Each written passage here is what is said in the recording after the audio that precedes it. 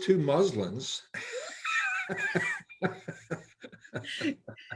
Maybe. And put them together. Yep, exactly. Yeah. Did Well, you get the it's pictures odd. I sent? Oh, go ahead. I'm sorry. I sent pictures over. I don't know if you got them or not. Yep, I did. Okay. What I'm looking for, Christina, is this. Well, we won't bother Sarah with the details. Okay. She can, yeah, we'll just cut her speaker off. I'm looking for a couple of detailed shots. And I tell you, with a shot with the cell phone, Okay. to get some of the figures, Mm-hmm. Okay. because I'm trying to identify the tribal characteristics in the drawings to get some idea. I'm fairly Okay. certain that's a Lakota Crow confrontation in most of those, but I don't Okay. know because I can't get enough resolution to see that. So sometime when we get back to real life, just a couple of snapshots with the cell phone that's pretty high res would be just fine. Okay. Well, I actually have copies on my computer here. Oh. So if you want to give me your email address, I'll send them to you. Okay, great. So if Sarah has it, then I can get it from Sarah and send them over to you. Yeah, Sarah has it, so I'll send it to her, and then you can send me the stuff, and then we can go from there. Because like I say, I'm fairly certain it's Crow on Lakota encounters and stuff. The other thing I really want to get into is the upper left-hand corner of the one with the winged horses. That really is enticing. So, Peter, I'll share those with you as well, because I know you're getting the collection and stuff. Okay. So, thank you. We got folks joining in here and everything. Gary Leonard, how are you? Oh. Hi, Gary. Hi, Gary. Maybe you can't hear us. Yeah, he's still working it. Right. Mrs. Evans, look at this. There you are, all the way from the East Coast. And I see you did, in fact, brush your hair. Ah, there she is. Christina, how are you today? I'm doing well. How are you all? We're hanging in there for an old guy. Oh, Christina. Hi, Christina. Hi, Peter. How are you? I'm doing okay, thank you. Good. Yeah, we're all here. Well, I tell you what, with all these folks showing up, I may have to actually give a briefing here in a minute. Yeah. So we'll start in just a few more minutes. We have, it looks like a few people that are still jumping on. So let's let them get on and then we'll get started.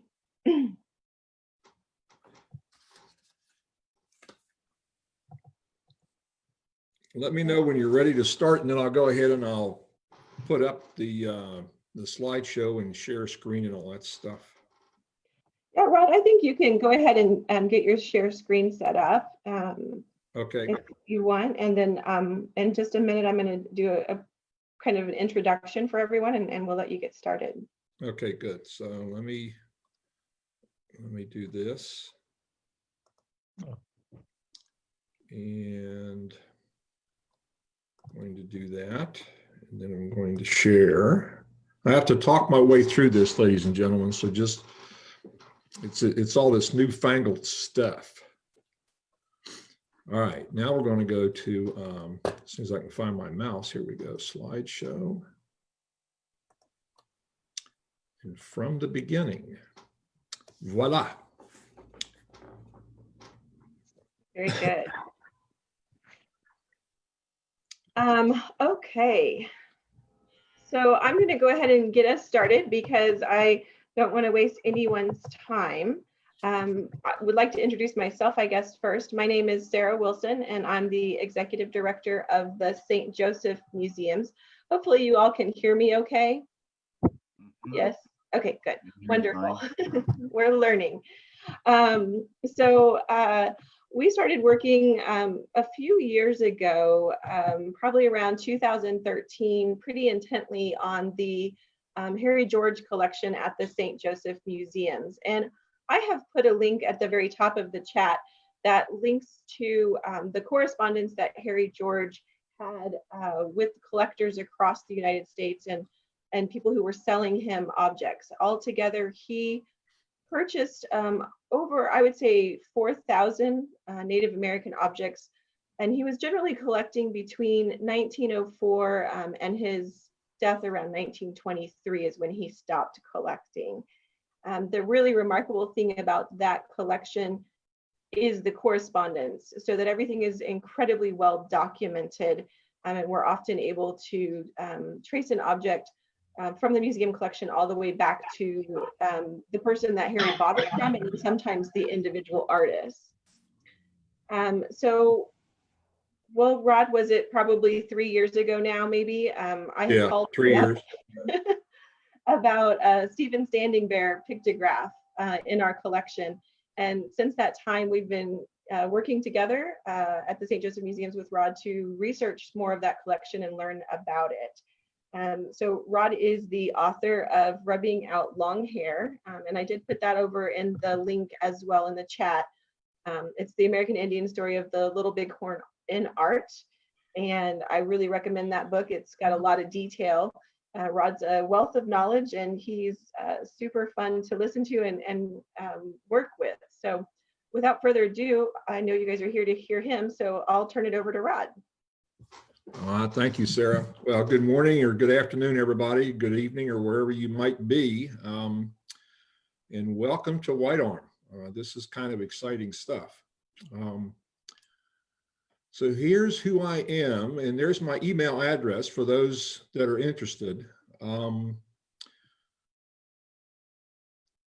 Ever since spending 30 years on active duty in the United States Army, I've really going after my true passion, and that's is those four things there. Basically, the top two are the biggies and everything. Unaccustomed as I am to public speaking, huh, Sarah?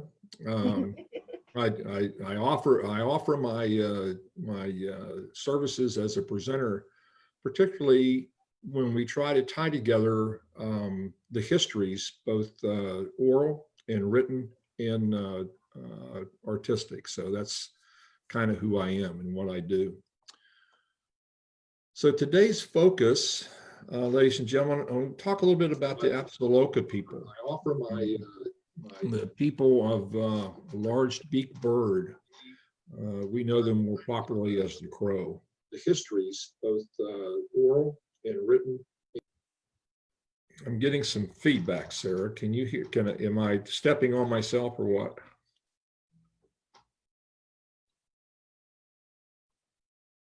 You should be fine, Rodney. Yeah, okay, good. All right, thank you. Okay, so I want to talk a little bit about the crow folks. I want to talk then, of course, our topic today is White Arm, but as an artist and as a historian, and I use those almost as the same phrase. But then last, a little bit about museum collections. And like I always do as we begin these discussions, I like to give all honor to those people whose lives that we hear about today. Their stories, they honor us with those stories, and they give us courage and wisdom for the way ahead. So traditional Crow lands are defined by 4 lodge poles, and where those lodge poles were anchored. You're looking at western, North and South Dakota, Montana, most of Wyoming, and the red line indicates the lands traditionally associated with the Crow people. In the 4 lodge poles that they talk about. Can you see my mouse on the screen? Okay, so you start down here. This is South Dakota, and that's one lodge pole in the Black Hills. Another lodge pole is up here into the terms of the Missouri. You go all the way over into the Milk River territory. Then you come down to this lodge pole and then down in past Yellowstone to this lodge pole. So that's traditional Crow land. And this land was spoken of this as late as 1868 with treaty organizations. I show this slide to show the reduction of Crow land down to the current reservation today. That current reservation's land is this dark center here in the first part. This line here represents the 1868-1851 treaty. And as you can see that if you go back to the Black Hills, that would be down in here about where that ROI is. So the land has been reduced at least 3 major times, and then a lot more severally over the last couple of 100 years to its current configuration. Just so you get some idea where things are, this is Billings right here.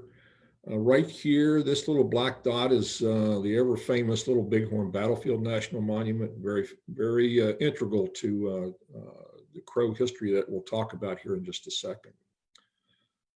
Now, I realize this is a very busy slide. In fact, my daughter just absolutely gave me an FF- for this PowerPoint. But we were taught in the Army to get as much stuff on a 3x5 card as you could. So that's what I've tried to do. But I think these dates are important for those folks that are not familiar with the history of the Crow people. About 1400 in white world time, they were still living around the land of forest and many lakes, the Great Lakes area. Over a series of 2 or 3 major movements and separations, by 1600, the traditional Crow lands that we saw on the first slide had been established. 100 years later, the first horses show up. Crow history or tradition gets it that they got them from Shoshone folks down by the Great Salt Lake.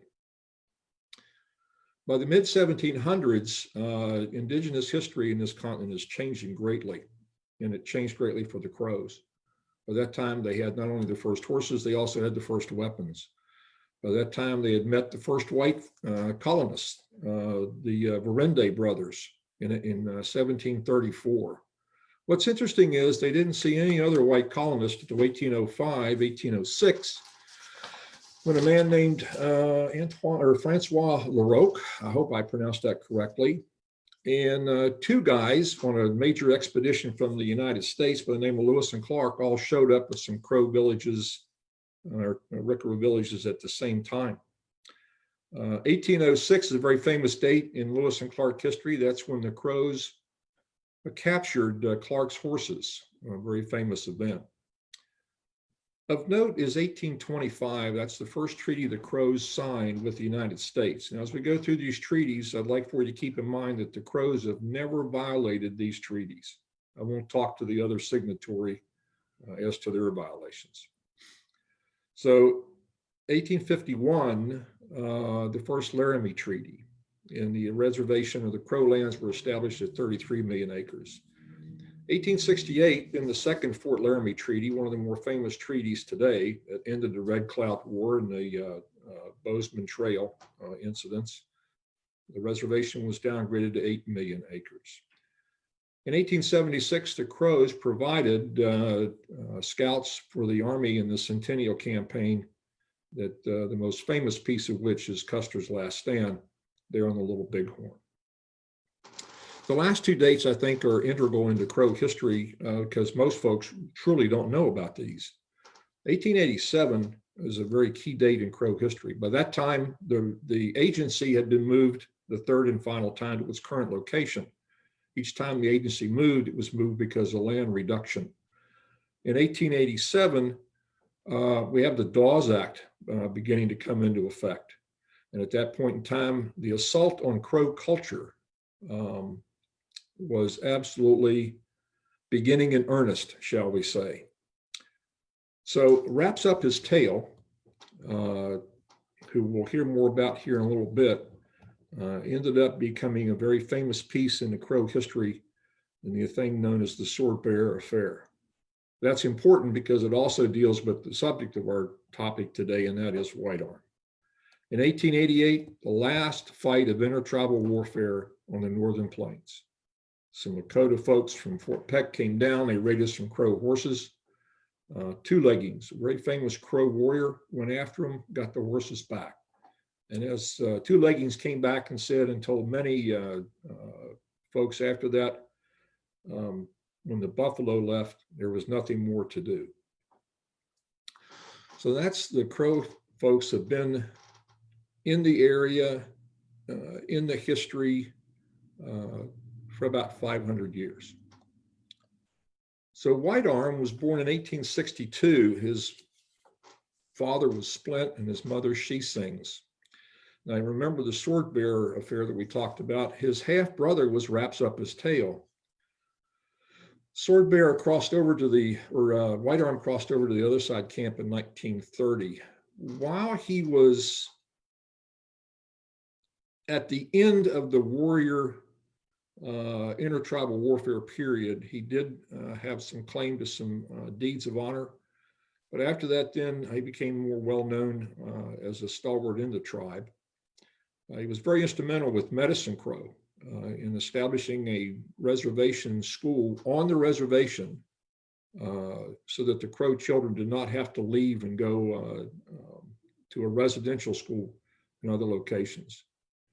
He gave the land for both the school and the church. He also then later served as a tribal policeman. If you look down in this is him in a tribal policeman outfit. This is a very famous photograph of him right below that by Richard Throssell. It's in the University of Wyoming collections.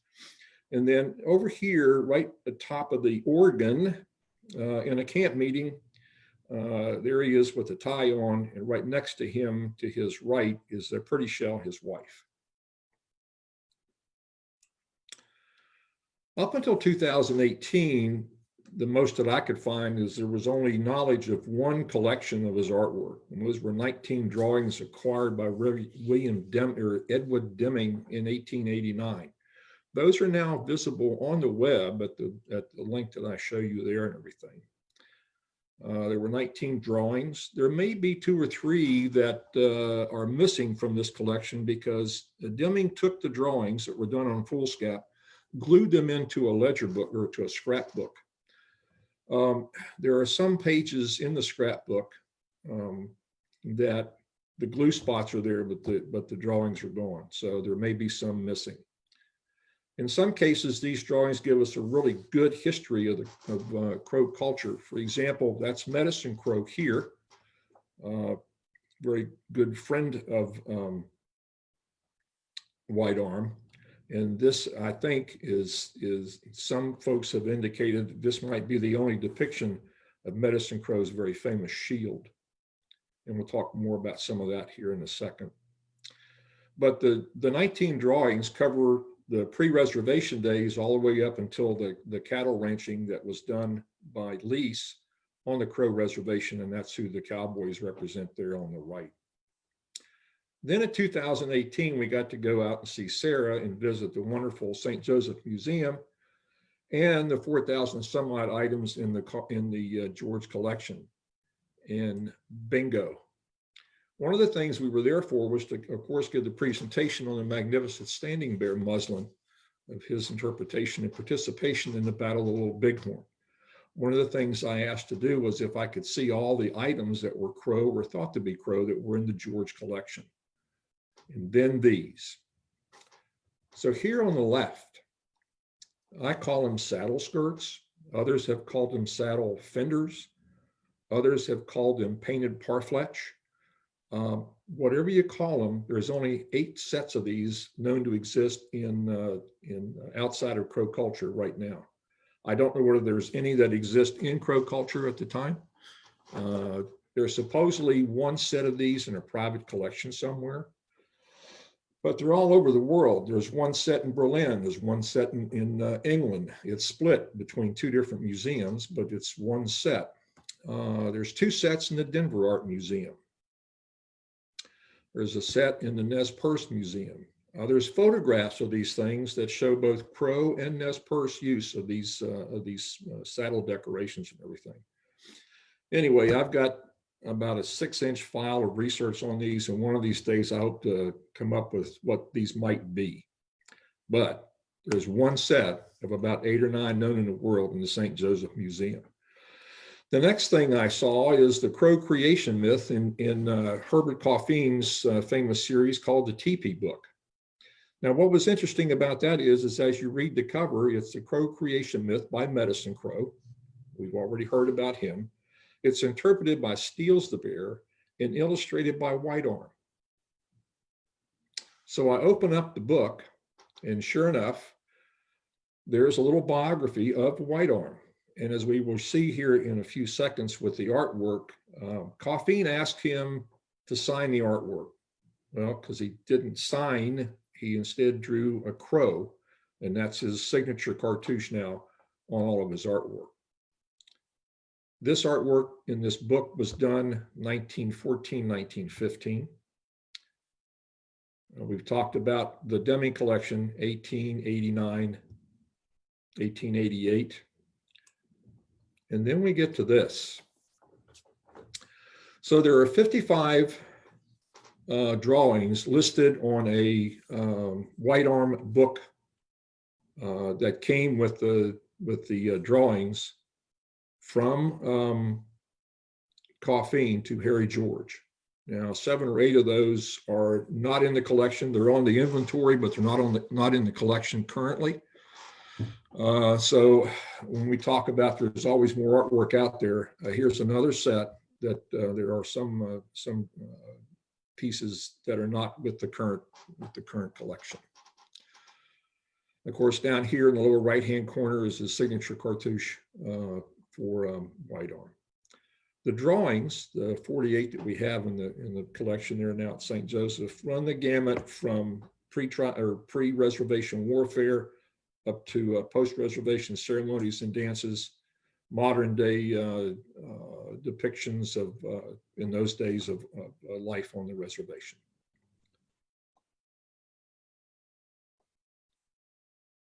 In the upper left-hand corner is the receipt by Herbert Coffeen, or the invoice that he sent to Harry George. So one set of 55 drawings for $125.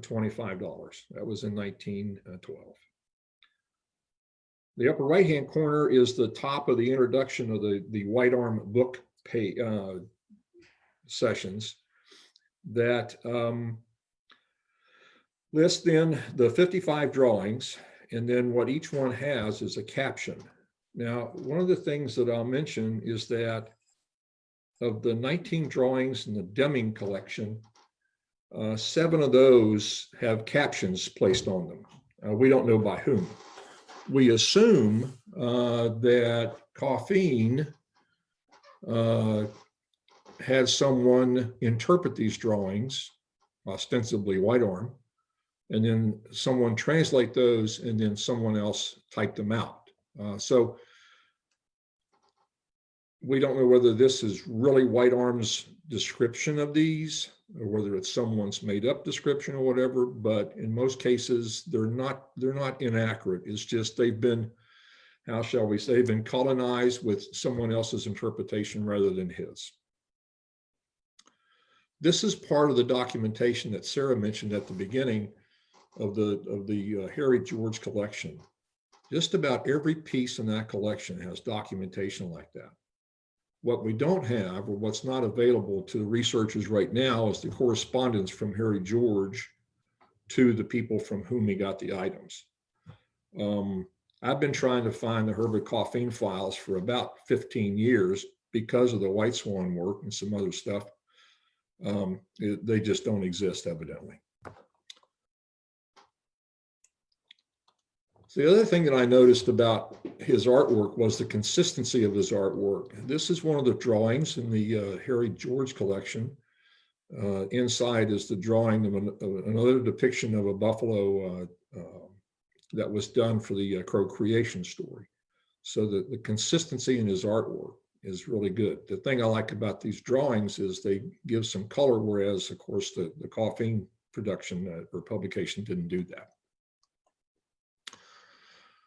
In 2015, when I was at the Crow Agency doing research to finish up the White Swan biography, one of the events that drew my attention in drawing up White Swan's biography was the Sword Bearer Affair. It's also, you'll see it known as the Crow War. There is this saying and belief that the Crows never fought the United States Army. Well, they did one day, about November the 5th, 1887. And in this particular case, when I was looking through Don Rickey was the superintendent at Little Bighorn for about 20 years. And he was a great friend of the Crow people. And so he was researching this whole thing about, because nobody had written anything about the sword bearer affair. So there's this photograph in this folder, along with a handwritten ledger of Don Rickey interviewing Joe Medicine Crow. Chief Joe Medicine Crow died, I think, about 2015 or so. He was the last great war chief of the Crow people from World War II. Anyway, Joe told Don Rickey that this was White Arm in the middle. And that White Arm was the half brother of Wraps Up His Tail, or Sword Bearer. And that after the Sword Bearer affair, in honor of his brother, White Arm would, at dances and at celebrations and stuff, dress up in his brother's shirt, which he's shown wearing.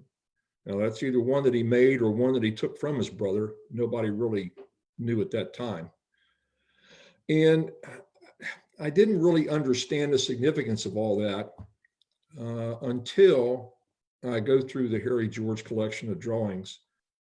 In the upper left-hand corner, the caption reads, "This is how I dress my horse to go to war." Now, of interest is the sword in his hand, which is in honor of his half-brother, Sword Bearer. Sword Bearer, there's one set of stories that indicate that Sword Bearer Wraps Up His Tail went to a Cheyenne sun dance. And because his dance was so powerful, the Cheyenne awarded him a sword. And it was with that sword that Sword Bearer used to make things happen in a positive way for Crow people. Another set of stories suggests that he went up in the Little Wolf Mountains on a vision quest. When he came back down, having received his vision, he came down with the sword. However, he got the sword that became his medicine staff. Down in the lower right-hand corner then is another drawing, and it suggests this is how I dance. This is how I dress myself for dance. So it was interesting to me to understand this was a photograph of him, but not what it was representing until I found the two drawings, and then I could start putting some of the narratives and some of the stories together and everything. So to me, it was a rather significant linkage between some artwork and some actual life. As you go through the Deming drawings and the drawings there in the George collection, you'll see a lot of similarity. I like the drawing on the upper left-hand corner. That supposedly is Pretty Shell, White Arm's wife. Now, this instrument here that's standing straight up is called the longbow by the Crow folks. It's two narrow shafts of wood that are connected with interlocking red and black blanket or felt material. Each one of the bunches of, I believe they're tail feathers, indicate a honor deed accomplished in combat. This item right here is supposedly, White Arm was a member of the Lumpwood Warrior Society. Also was White Swan and White Man Runs Him and Curly and some other folks of rather well-known names. In any case, this supposedly represents one of the leadership insignia for the Lumpwood Society. And you'll notice the similarities in the horse gear and everything, particularly the bridle decorations underneath. I call them jangles. I'm sure there's probably a better name for those. And then here, he's also showing himself carrying another leadership staff of the Lumpwood Society. And in the corresponding drawing here, it just shows some more horse decorations. The two drawings on the right-hand side show the different depictions of soldiers. The Army put a fort called Fort Custer, oddly enough, about 10, 15 miles north of the Crow Agency. And it was there from 1877 until 90, whenever we went to war with Spain, the Army just decided they needed all the troops from Fort Custer, so they shipped them off to war, and they just abandoned Fort Custer, never went back to it. So those were that. Now the Crows did a lot of scouting for the Army in those 20 some years there. There's a lot more to do on this. I told Sarah that I had done some work on White Arm, but then I got busy finishing up White Swan. But now there's more to do. And now that White Swan is just looking for somebody to put ink on paper, that'll be a great day. There's more drawings somewhere. There always is when you go looking. And so we know of at least 3 or 4 different places that from collections where these drawings were there. We're pretty sure they were there, but now they're somewhere else. And so we have to go find them. His style, his oeuvre is unmistakable. You know his signature cartouche. So, have fun looking and let me know when you find them, because that'll be a great day. That'll be a lot of fun. The last thing I'd note is that I have a tendency to try to put this art together with historical events from narratives from both sides, from a soldier perspective. I'm not a very spiritual person. I'm particularly not a spiritual person in terms of indigenous cultures. So I tend to shy away from trying to interpret depictions of ceremonies and things of that nature. So in this case, on the one on the right-hand side, I think, and I've got to talk with some elders about this, but I'm pretty sure that's like a hot dance or a grass dance. And the reason why I think that is because the individual here is holding this duck wand or goose wand. That's a insignia used in a grass dance society or hot dance society. And oddly enough, Harry George bought one of those from Herbert Coffin, and it's in the collection there at St. Joseph. So I got a picture of that along with the picture of it being used in a dance. And so there's the connection in the culture and the item that is so necessary to respect this display of the history. And this is how I term guys like White Arm as historians in that regard. So there's plenty more there. I'm sure this is another like a longbow dance society regalia and stuff. So before we close up for questions, I do want to mention a great exhibit up in the Field Museum in Chicago. The virus is interfering with this.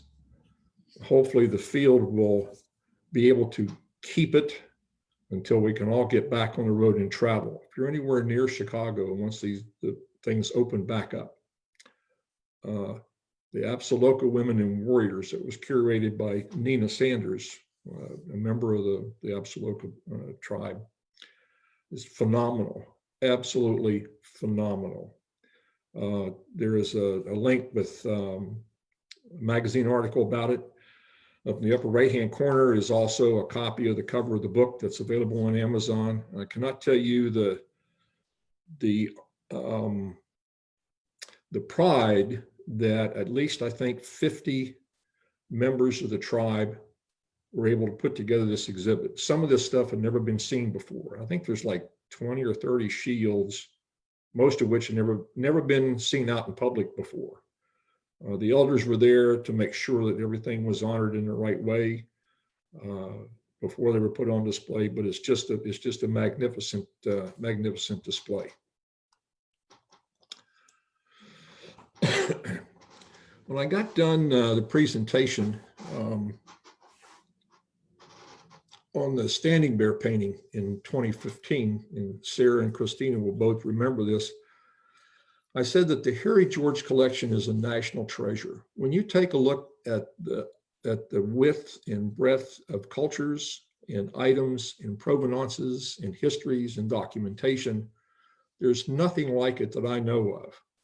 There are other collections or there are other museums where have some things not. We don't know who did this. We don't know where it came from. This is not one of those kind of collections. This is documented. I said then there needs to be a resident scholar. And if you could find an indigenous scholar to sit in there and sit down and take on this work, I think it'd be great. These icons or these cultural pieces need to speak again with all honor and dignity and grace in public. And if there's ever a collection that needs a book, it's the Harry George collection. So hint, hint, Sarah. And with that, ladies and gentlemen, aho, as the Crow people say. And any questions?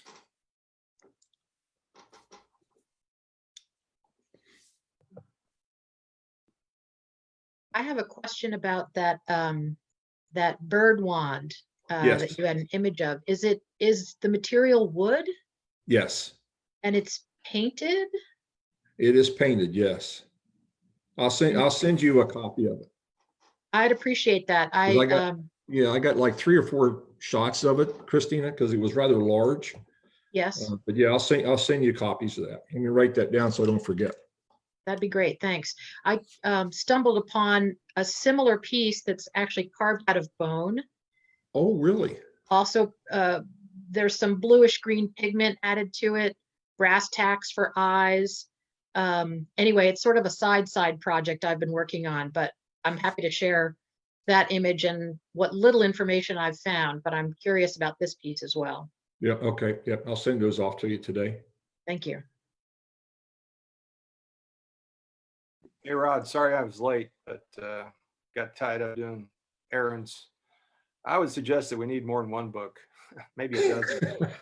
I mean, really, the breadth and depth of the George collection is, I mean, you could write a book just about the Grace Nicholson basket collection, or just baskets and, you know, pictographs and, you know, Yeah, there's things we haven't even found yet that are, I know.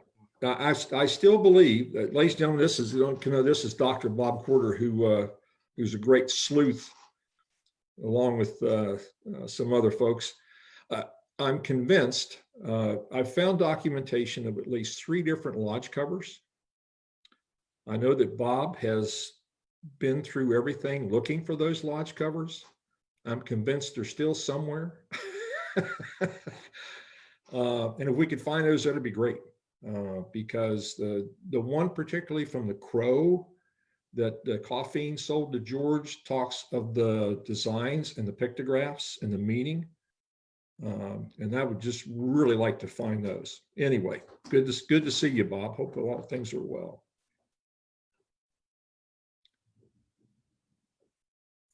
Great talk, Rod. Thank you. I just have a short question, really. Do we know when he died, White Arm? He died 1930. Okay. And do we know any more about that?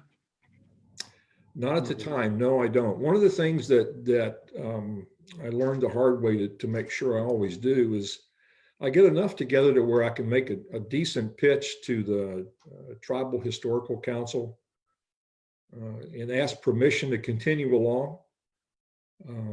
The things that we talked about here today are out in public, so there's no one that I worry about having the right to speak to this, that I'd have to make sure that I had those rights transferred to me to talk to this. This was all out in the public, so I felt very calm about doing that way. But I like to be able to talk to the elders, get their take on it, see if it's okay if I continue along, particularly if I can find family. And I'm fairly certain the family's still there, so we just have to do all that. But right now, I just know he passed away. He crossed to the other side camp, as the Crows say, in 1930.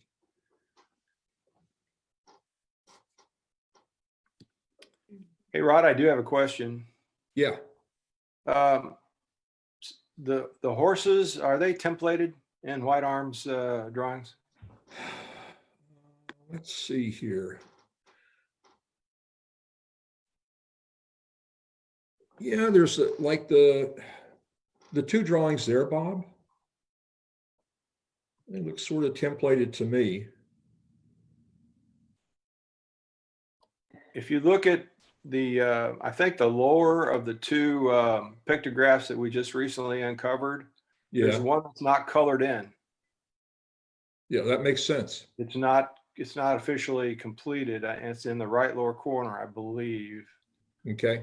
I'd read somewhere, I don't know where, that a lot of the Native Americans templated their horse design, maybe their buffalo. I mean, I don't know. What do you think?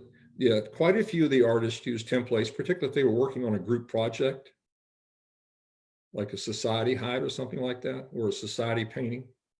And They also, would template those. It would make it go faster. That way, then they could concentrate not so much on the artwork, but they could concentrate on commemorating the deed that they wanted to display. So yeah, those two looked like they might have been templated because they're both in the same collection, same time frame. Yeah. I have another question. I'm curious about the drawings. Some of the depictions have what you'd call a hair knot at the front of the head, which I usually see in Lakota people, but not Crow, maybe Blackfoot.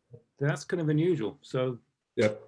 and See, even that's what, if you take a look at the photograph, quite long as well. So sorry. yeah, if you take a look at the photograph, Peter,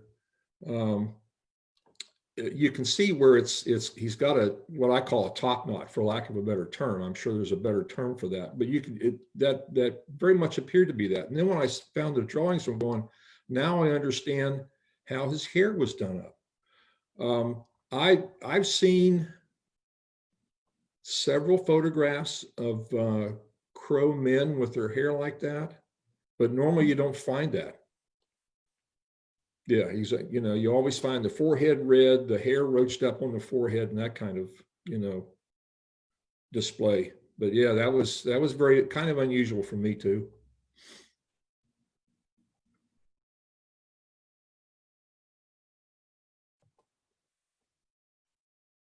So I'll have another question. I think we've had a few questions about whether we could have the PowerPoint shared, Rod, and so that might be nice if we could get a copy of the PowerPoint.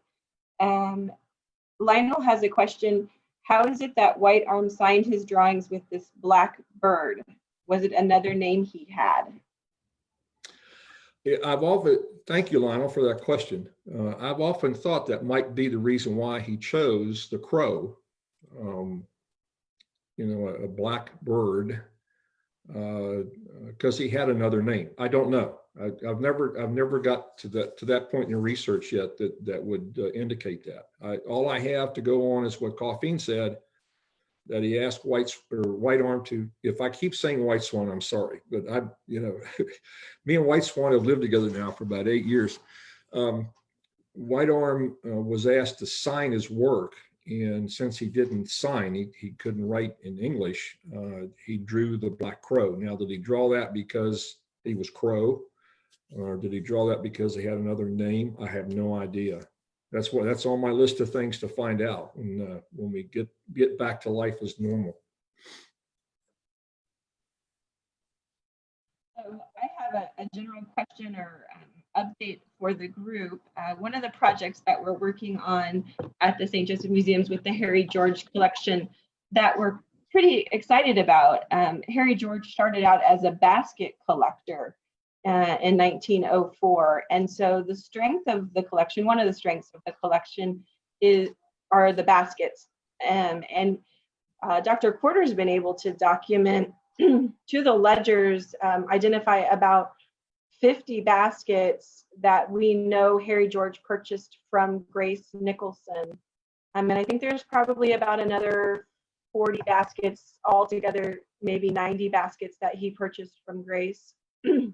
If anyone knows of an expert on Grace Nicholson and the native artist that she works with, we're hoping to try to identify those back to the artist in particular. So, yeah, Christina, yeah. Yeah, you should check with Sherry Smith Ferry, who is Pomo, and I believe still works at the Grace Hudson Museum in California.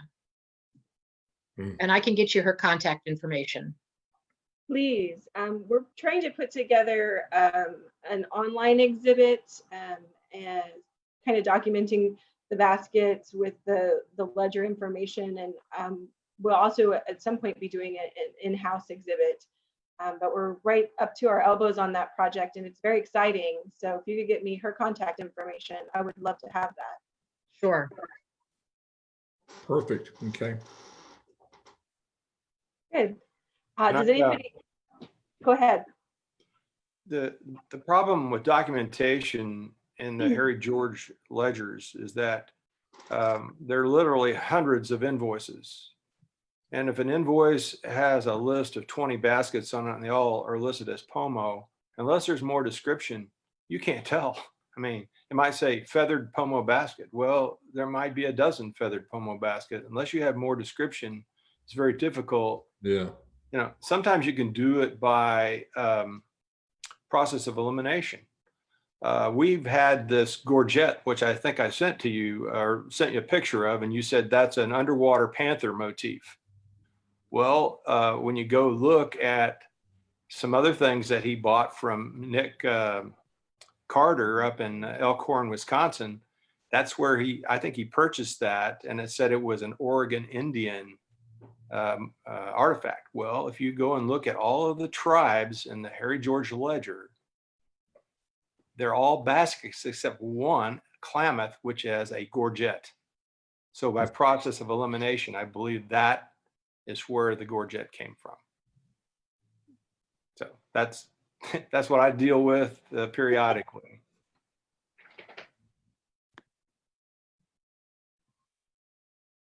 Okay, well, yeah, if anyone else is interested in doing research for the Harry George collection, that entire documentation is online on Omeka. And so if you Google the Harry George collection and Omeka, it will come up and you can dive right in and find more information about the objects that he purchased. And we're happy to share any pictures or, you know, anything that you would like to research more out of that collection. We're constantly learning more about it. It certainly is a treasure in St. Joseph, Missouri. We're proud to have it. And I would say it's been an under-researched collection, and we'd like to learn more about it.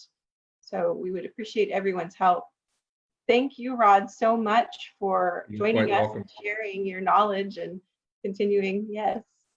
I'll let you say a few words to close up, and then we can finish. Okay. I made the note about there's always more out there when you go look for it. And of course, now, since we're housebound, that gets to be a little tricky. But I have noticed in the last 2 months that many museums have started putting online, I believe, digitization that they had already done in the past. They just hadn't had an oomph to do it before now. And so a lot more of that is coming out online. So there's hundreds of photograph collections that bear scrutiny. And lots of times the photographs, much like this photograph of White Arm and his dressed like his brother, brings to life the artwork that you sometimes stumble upon. So I guess the only thing I'd say is just, you know, keep looking, keep searching. We now have plenty of time to sit in front of the screen and disobey our instructions to our grandkids to get off the computer. So now we have plenty of time to get on the computer. And I think that this whole process is going to make visiting a museum a lot more funner as we go along. I would like to take just a moment and say that, because so many people have asked me about where's the White Swan biography? Well, it's sitting right over there. I've had about 17 different publishers want to do the book. They want to do it with only 1 or 2 of the paintings and 1 or 2 of the photographs. They love the narrative, not because I wrote it, because it's his story, but his story, his biography is his artwork. And so I have held firm that when this sees the light of day, it will be with all the artwork and it will be with the photographs. I found 42 photographs of him, most of which have never been published before. There's about 10 or 15 that have seen the light of day routinely, regularly, or every time anybody ever talks about White Swan. Those are the photographs they use. A very famous photograph of him with the shield and the war club and the bear claw necklace, and the one, I think that's the one by Reverend Petzold. There you can see the semicircular scar on the forehead. You can see the deformed right hand from where he got shot. For those of you that don't know, White Swan was a Crow Scout with the Custer Formation in June 1876. He was the only Crow Scout that was wounded. Let's see. He had a grazing wound to his left foot, a grazing wound to his left shoulder. He was shot twice in the right leg. He was shot in the right hand, so much it almost tore his right hand off, and lanced in the forehead, and lived till 1904. So he died without a family, and according to Crow tradition and Crow culture, he died without a history. And as I told him about 8 years ago, standing there in front of his headstone, you have a history and we're going to tell it. So that's what we're waiting on. It's going to be the right person that will print all the artwork, that will print the photographs in my stirring prose. So we're hope to have that out this year, and we'll see. We'll go from there and everything. With that, I'll turn it back over to Sarah. Sarah, thank you so much for giving me the opportunity 3 years ago to just go whole hog or none inside a collection that's just phenomenal. And we're going to keep pushing to where we get a big building for that collection, where we get somebody to write 2 books on that collection, and where we can find all the stuff that's listed in those wonderful ledgers and documents and everything. To everybody within the sound of my voice, hey, listen, stay well, stay safe. We will get through this, and we'll come out better on the other side. And hopefully one of these days we can all sit around and have a bowl of shrimp salad to celebrate. Thank you, Sarah. Thank you all. Good to see you. Good to see you, Thank you Christine. all. Peter, Yeah. goodbye. It was nice Doc, meeting behave everyone. yourself. Rodney, I sent you those pictures in an email. Oh, a lady after my own heart. Thank you very much. You're welcome. So if you need anything else, you let me know. Okay, we'll do that.